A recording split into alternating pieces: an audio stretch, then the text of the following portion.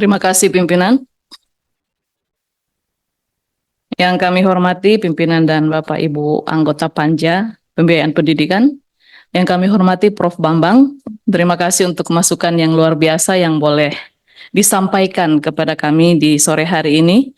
Tentunya banyak hal yang akhirnya bisa kami pahami terkait dengan anggaran 20% untuk pendidikan yang seperti kita tahu bersama bahwa ini diatur dalam Undang-Undang Dasar 1945 dan juga Undang-Undang Nomor 23 Tahun 2003 tentang Sistem Pendidikan Nasional, di mana anggaran sebanyak 20% itu baik APBN maupun APBD diperuntukkan untuk pendidikan. Tetapi pada kenyataannya masih banyak hal yang digunakan, khususnya anggaran 20% ini yang korelasinya belum untuk pembangunan pendidikan yang ada di Indonesia. Bagaimana kita mencapai cita-cita konstitusional yang bertujuan untuk mencerdaskan kehidupan bangsa apabila anggaran untuk pendidikan ini belum tepat secara maksimal. Tentunya sebagai bangsa yang besar, pendidikan merupakan sesuatu hal yang mendasar untuk menciptakan sumber daya manusia yang berkualitas.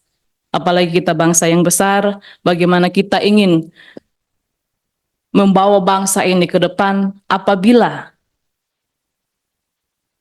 aturan yang sudah ditetapkan di dalam Undang-Undang Dasar 1945 ini kita sendiri tidak bisa patuhi.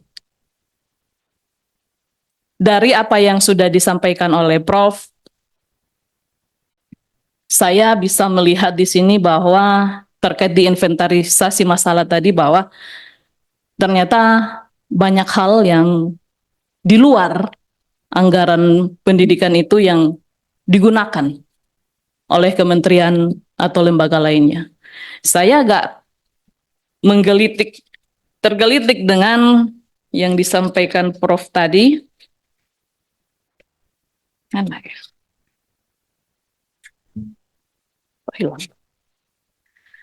Anggaran pendidikan pada kementerian lembaga lainnya, Prof. Di sini ada Kementerian Pertahanan, di dalamnya sudah ada Akmil, sudah ada Akpol, tetapi di bawahnya lagi ada Kementerian Kepolisian Negara gitu. Ada lagi anggarannya di sini. Pertanyaan saya, Prof, apakah anggaran itu tidak tumpang tindih begitu di Kementerian Pertahanan dan juga di Kepolisian Negara Republik Indonesia?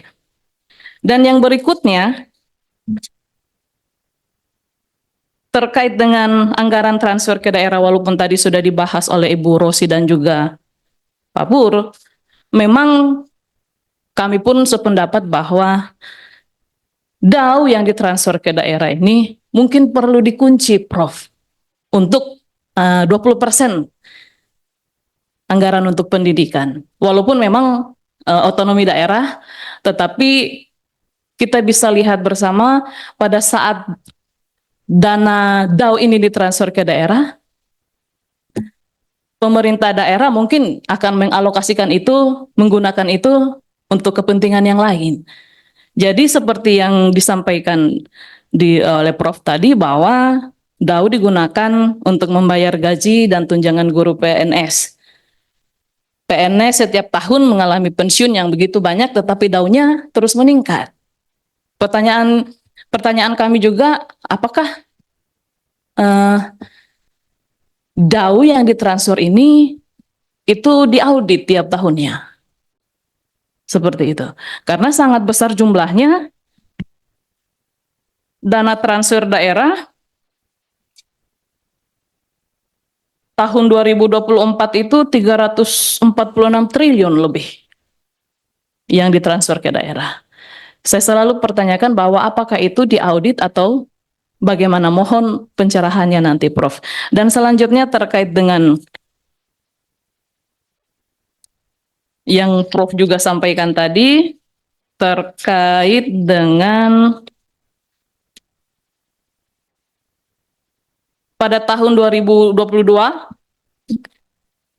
Kemendikbudristek berhasil menginisiasi PP nomor 48 tahun 2008 junto PP nomor 18 tahun 2022 tentang pendanaan pendidikan yang mengatur bahwa Mendikbudristek, Menteri Keuangan, Menpan ya, secara bersama-sama menyetujui pengalokasian anggaran pendidikan untuk memenuhi kebutuhan penyelenggaraan pendidikan nasional, namun sampai hari ini belum dijalankan karena belum ada perubahan dalam PP nomor 17 tahun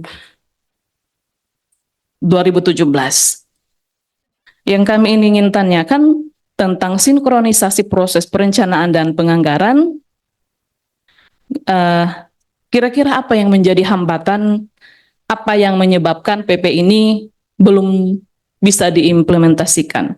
Dan yang terakhir, Prof, terkait dengan yang Prof sampaikan tadi, usulan yang ada di bahan Prof, mengingat anggaran pendidikan bersifat lintas kementerian lembaga daerah, maka kami mengusulkan penetapan anggaran pendidikan dikoordinasikan oleh Wakil Presiden dalam sebuah komite. Pertanyaan saya, Prof, sekali lagi, apakah kira-kira pembentukan komite di bawah kewenangan Wakil Presiden ini sebagai koordinator anggaran pendidikan, apakah akan maksimal untuk anggaran pendidikan atau bagaimana, Prof? Demikian, pimpinan. Terima kasih. Terima kasih.